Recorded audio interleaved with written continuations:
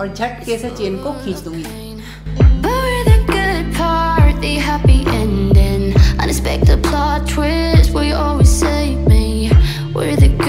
और इसके अंदर सिलाई का लगभग सारा सामान है।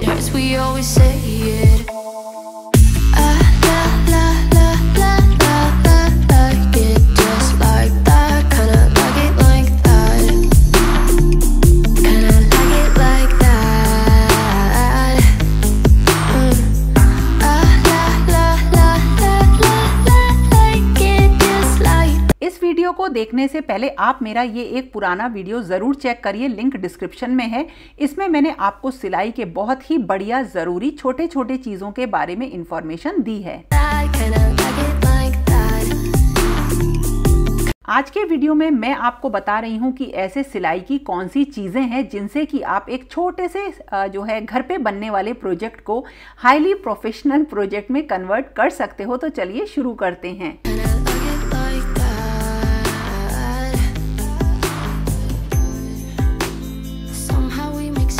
मेरे पास पहले ये एक बेसिक सिलाई मशीन थी जो कि सिंगर ब्रांड की है और ये परफेक्ट चल रही थी, लेकिन बहुत सारे काम इसमें मैं नहीं कर पाती थी, जैसे पीको, इंटरलॉक या एम्ब्रॉयडरी।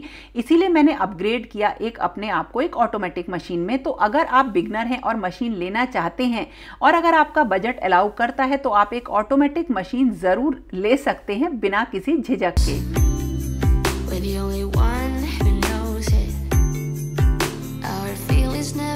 वैसे तो सिलाई मशीन के साथ कवर्स आते हैं जिनसे वो कवर्ड रहती हैं, लेकिन फिर भी उसमें काफ़ी डस्ट चली जाती है। मैं रिकमेंड करूंगी चाहे आप घर पर बनाएं चाहे मार्केट से खरीदें कुछ इस तरीके के मशीन कवर्स की। ये मैंने ऑनलाइन लिया था, फैब्रिक और फोम का बना हुआ बहुत बढ़िया कवर है। हर मशीन पे ये आ जाता है, छोटी छोटी इसमें पॉकेट्स बनी हुई हैं। और एक और कवर है जो कि मैंने मंगाया था और वो है मतलब बहुत ही थिक फैब्रिक का, जिसके अंदर एक प्लास्टिक की लाइनिंग लगी हुई है। लेकिन ये केवल मेरी ऑटोमेटिक मशीन पे कवर हो सका, जबकि पहले वाला किसी भी मशीन के अकॉर्डिंग सेट हो जाता है। इससे मशीन में बिल्कुल भी डस्ट नहीं जाती है। तो अगर आपको अपनी मशीन परफेक्ट चलानी है ना, तो या तो खुद बना लीजिए या खरीद लीजिए मशीन के फैब्रिक वाले कवर।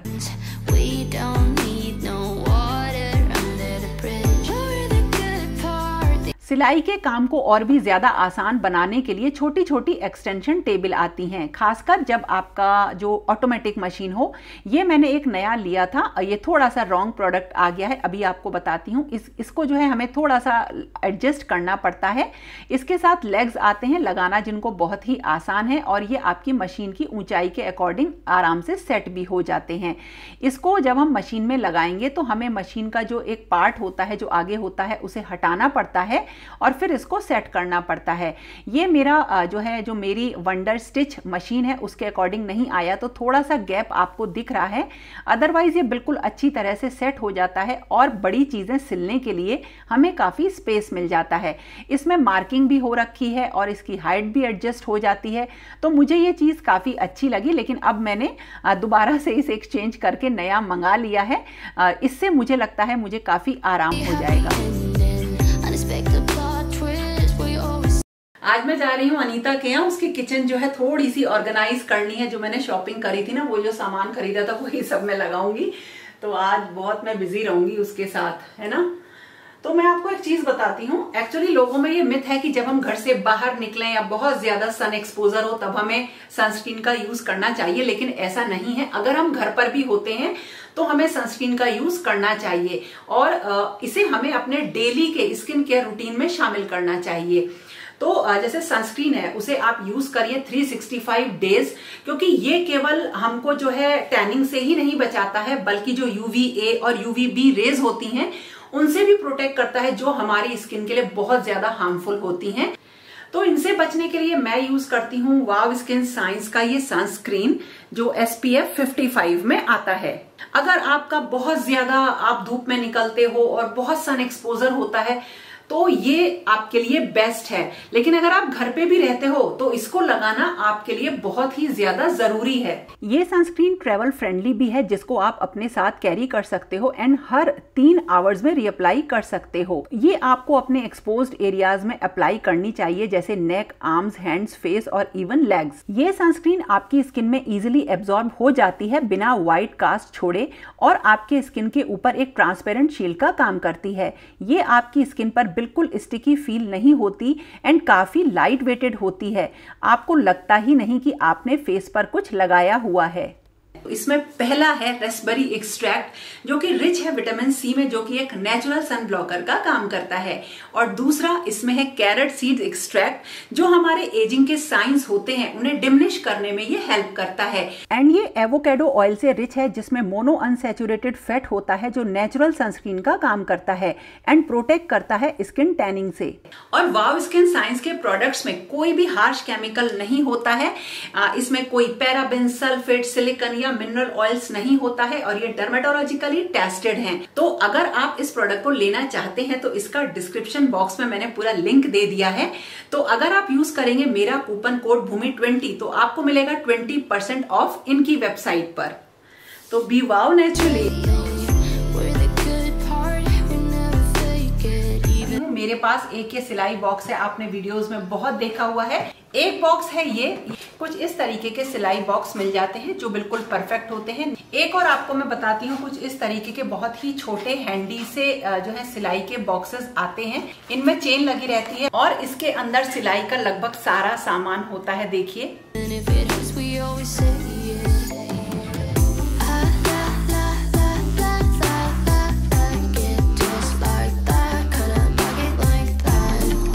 जब फैब्रिक पे मार्किंग करने की बारी आती है तो सबसे अच्छा और सस्ता ऑप्शन होता है ये चॉक्स। दूसरी आती हैं अलग कलर्स की ये पेंसिल्स, ये भी बहुत सारे कलर्स में आती हैं। और ये जितनी भी चीजें मैं आपको दिखा रही हूँ, चाहे वो चॉक है चाहे ये पेंसिल है, ये वॉश होने के बाद इनके कलर निकल जाते हैं। इस तरीके के पेन्स आते हैं ये, और ये जो है थोड़ी देर बाद जो है इनका जो कलर है वो चला जाता है। जो इस तरीके के पेन आते हैं, देखिए ये रहते हैं और इनके पीछे एक इरेजर लगी हुई रहती है। तो जैसे आप मार्किंग करते हैं तो आप इसे इरेज भी कर सकते हैं और ये वॉश होने के बाद इनके भी जो जितने भी मार्क्स होते हैं वो निकल जाते हैं। एम्ब्रॉयडरी वगैरह करते हैं तो उसके लिए जो है उंगली में पहनने के लिए चाहिए रहते हैं प्रोटेक्टर, जिससे कि आपकी उंगली में निशान ना पड़े। तो ये इस तरह से आ जाते हैं, देखिए, और निकल जाते हैं। ये इस तरह से रहते हैं।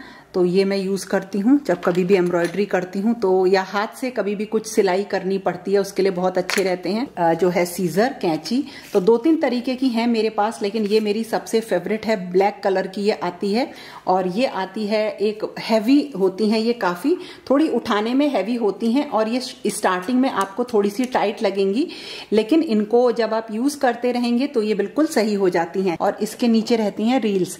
ये इस तरीके का मेरा बॉक्स है कि जब कभी भी एकदम से कुछ सिलना है उसमें ये काम आता है।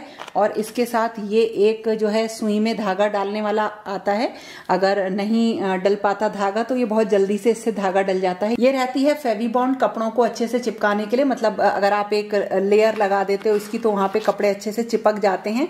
यहाँ पे देखिए ये थ्रेड कटर एक रखा रहता है और ये जो है सीम रिपर और ये कुछ पेंच कस, और यहाँ पे रहती हैं ये मेरी कुछ क्लिप्स। ये आप लोग पूछ रहे थे कहाँ से ली है, सब मैंने ऑनलाइन ही ली है।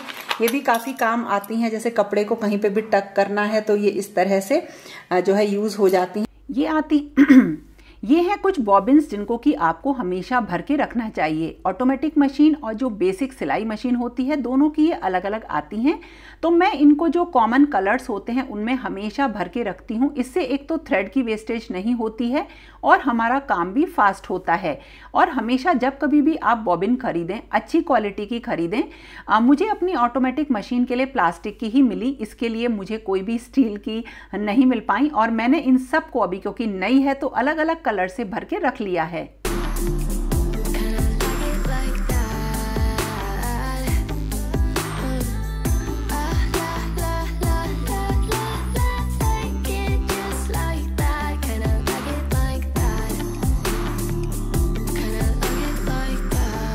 अब एक चीज़ और जो सिलाई के लिए बहुत ज़्यादा ज़रूरी है और वो है टेप, इंची टेप, जो मेज़रमेंट टेप आते हैं, बहुत सारे आते हैं, कॉमन है, स्केल भी आती हैं। एक मैं आज आपको नई चीज़ दिखा रही हूँ जो कि अलग अलग लेंथ में आती है। देखिए ये कुछ इस तरीके का होता है जो कि आसानी से बेंड हो जाता है। जैसे जब कभी भी हमें कोई डिज़ाइन बनाना है, सर्किल बनाना है या आर्म्स वगैरह की शेप बनानी है तो उसके लिए बड़ा सही रहता है और ये कुछ 3D स्टाइल में होता है, तो ये भी एक बिगनर के लिए अच्छी चीज़ है।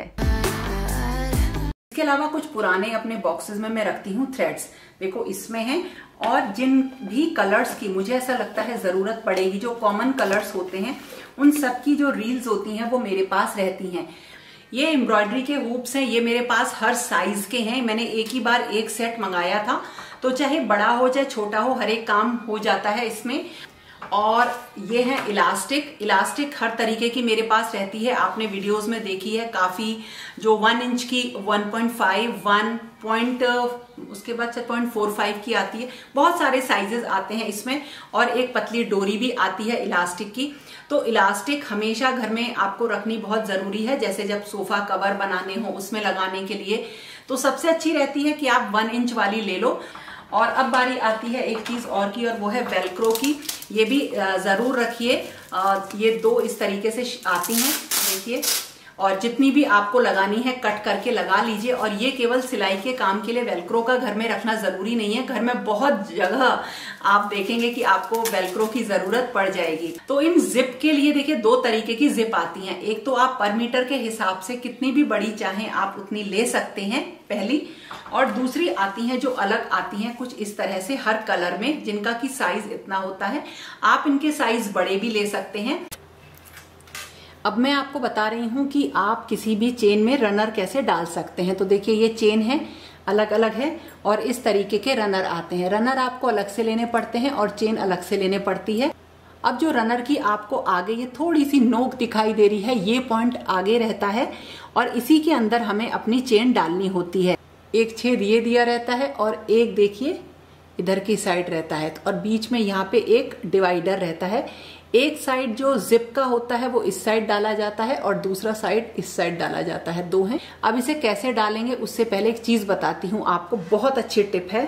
आप इसमें एक पार्ट तो रखिए बिल्कुल सिंपल जैसा होता है, जैसे ये देखिए, और एक पार्ट को थोड़ा सा हमें कट करना होता है। अब ये 2 हिस्से कट गए हैं, तो देख रहे हैं ना, एक थोड़ा सा हमारा इस तरह से मैंने काटा है कि उसमें जिप ऊपर निकली हुई है, और इस शेप में काटा है मैंने इसको, देखिए ऐसे साइड में किया और यहाँ पे डाल दिया, अंदर करके ये घुस गया, देखिए पकड़ा और डाला, चेन तो घुस जाएगी, लेकिन ये देखिए अभी तक ये इस तरह से आता है। अब हम इसको पकड़ेंगे और इसको पकड़ेंगे, दोनों को पकड़ेंगे यहाँ से, और देखिए ऐसे यूं पकड़ा मैंने, देखिए दोनों को इस तरह से यहाँ हाथ रखा और झटके से मैं चेन, और झटके से चेन को खींच दूंगी, और देखिए डल गई। इस तरह से जिप बहुत ही आसानी से डल जाती है। देखूं बाहर कौन आया है। इसके अलावा एक मशीन का ऑयल भी रखती हूँ। ऑयल तो मेरे पास 3 बॉटल्स में है। अब टाइम हो गया है इस सारे सामान को हटाने का यहाँ से, क्योंकि वीडियो होता है अब खत्म। तो दोस्तों अगर वीडियो पसंद आया हो तो लाइक, कमेंट, शेयर करना मत भूलना। और वही बात, फिर मिलेंगे एक नए और इंटरेस्टिंग वीडियो के साथ। तब तक के लिए okay friends, thank you and bye bye. मैंने ना अब मशीन का अपना सारा सामान नीचे ही रख लिया है, पहले ये सारी चीजें ऊपर रखी हुई थी तो बड़ा कन्वीनियंट हो गया। हालांकि एक जगह काफी ढेर लग गया है, लेकिन क्या बात है, कोई दिक्कत नहीं है, घर है तो ये सब काम तो चलते रहेंगे, है ना।